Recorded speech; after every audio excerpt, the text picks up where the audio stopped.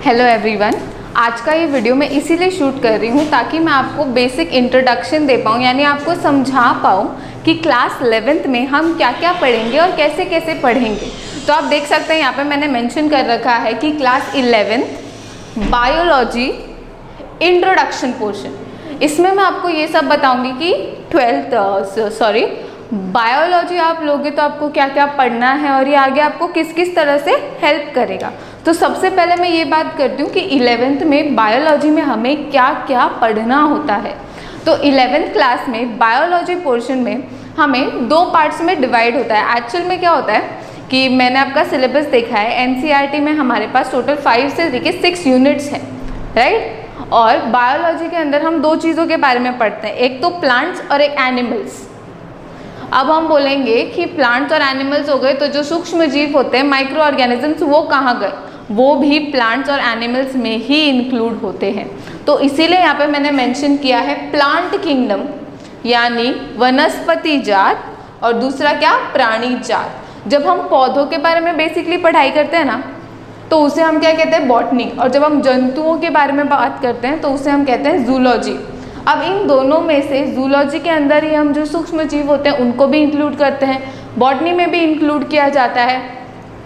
जैसे काई होती है, काई हमने देखे ना सबने, जो नाले के आसपास हरी हरी जमी होती है उसे हम एल्गी कहते हैं, काई कहते हैं। तो वो सारे प्लांट किंगडम के अंदर आते हैं, यानी बॉटनी के अंदर आते हैं। बेसिकली प्लांट किंगडम नहीं, बॉटनी के अंदर आते हैं। तो ऐसे ऐसे। तो अब मैं आपको आपकी यूनिट्स का ब्रीफ देखती हूँ। पहली यूनिट में हम ये जानेंगे कि पृथ्वी पर कौन कौन से जीव हैं, कैसे कैसे जीव हैं, इन्हें कैसे कैसे बांटा गया है ना। जैसे होता है ना, इस परिवार में इतने बच्चे हैं तो ये बड़े वाले का नाम राहुल है, छोटे वाले का नाम ये है, इसका नाम ये है, राइट। तो ऐसे करके हम उसको स्टडी करेंगे। फिर नेक्स्ट यूनिट में हम प्लांट्स के बारे में स्टडी करेंगे थोड़ा सा डिटेल में, कि पौधे होते क्या हैं, इनमें क्या क्या होता है, इनमें क्या नहीं होता, इनकी शरीर की संरचना कैसी होती है। फिर नेक्स्ट यूनिट में हम आ जाएंगे मॉलिक्यूलर लेवल पर। किस लेवल पर,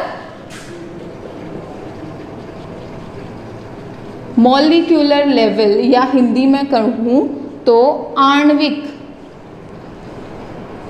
स्तर।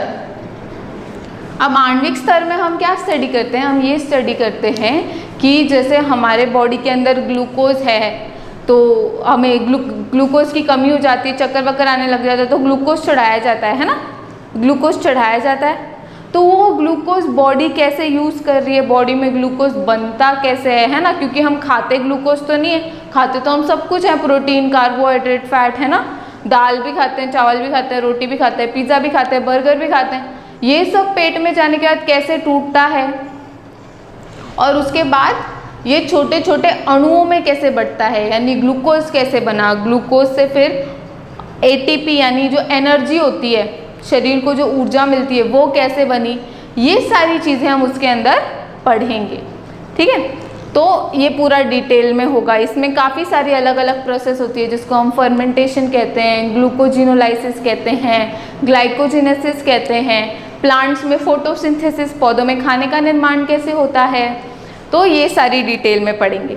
उसके बाद अगली यूनिट में हम थोड़ा सा मिक्स स्टडी करेंगे। मिक्स स्टडी से मेरा क्या मतलब है कि प्लांट्स और एनिमल्स में बाकी सारी जो एक्टिविटीज़ होती है, एक्टिविटीज़ जो करते हैं वो उनकी क्रियाविधि जो होती है वो सारी चीज़ें पढ़ेंगे। और जो हमारी लास्ट यूनिट है, जो सबसे बड़ी और सबसे इंटरेस्टिंग यूनिट है, वो है ह्यूमन बॉडी पर, कि मनुष्य के शरीर में सारी कार्यकी कैसे चलती है, डाइजेशन कैसे हो रहा है, श्वसन यानी रेस्पिरेशन कैसे हो रहा है, ब्लड सर्कुलेशन कैसे हो रहा है। 10th में हमने पढ़ा था इस सब के बारे में और अब हम और डिटेल में पढ़ेंगे। तो ये बेसिकली हमारा 11th का सिलेबस है। अब बात करते हैं कि बायोलॉजी लेने पर हमारे लिए क्या क्या स्कोप है। सबसे पहला और सबसे इम्पॉर्टेंट तो यही है कि आप लोग नीट के लिए प्रिपेयर कर सकते हो और नीट के एग्जाम्स दे सकते हो, यानी सीधी भाषा में मैं कहूँ तो डॉक्टरी के फील्ड में आप किसी भी ऑप्शंस में जा सकते हो, राइट। इसके अलावा जो बेसिक करा जाता है वो होता है बीएससी, जो डिग्री हम करते हैं जिसे हम कॉलेज लाइफ कहते हैं, तो बीएससी कर सकते हैं। ये बीएससी क्या होता है, ये हमारे लिए एक वाइड एरिया ओपन कर देता है कि हम आगे अब किसी भी फील्ड में स्किप ऑन कर सकते हैं। आप बीएससी के बाद बैंक में भी जा सकते हो, आप अपने फील्ड को कैरी कर सकते हो, रिसर्च कर सकते हो, उसके लिए और आगे पढ़ना पड़ता है, रिसर्च हो सकती है। फिर आप किसी मल्टीनेशनल कंपनीज में काम कर सकते हो, टीचिंग कर सकते हो, ऐसे करके काफ़ी सारे ऑप्शंस खुल जाते हैं।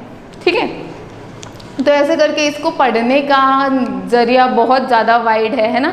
डॉक्टरी हो जाती है, नर्सिंग हो जाती है, कंपाउंडरी हो जाती है, मेडिसिन हो जाते हैं, राइट। तो ऐसे करके बहुत वास्ट एरिया है। तो अभी मैंने आपको ब्रीफ व्यू दे दिया है 11th में हम क्या क्या पढ़ेंगे, तो इसके बाद से फिर हम पढ़ना भी शुरू करेंगे, है ना।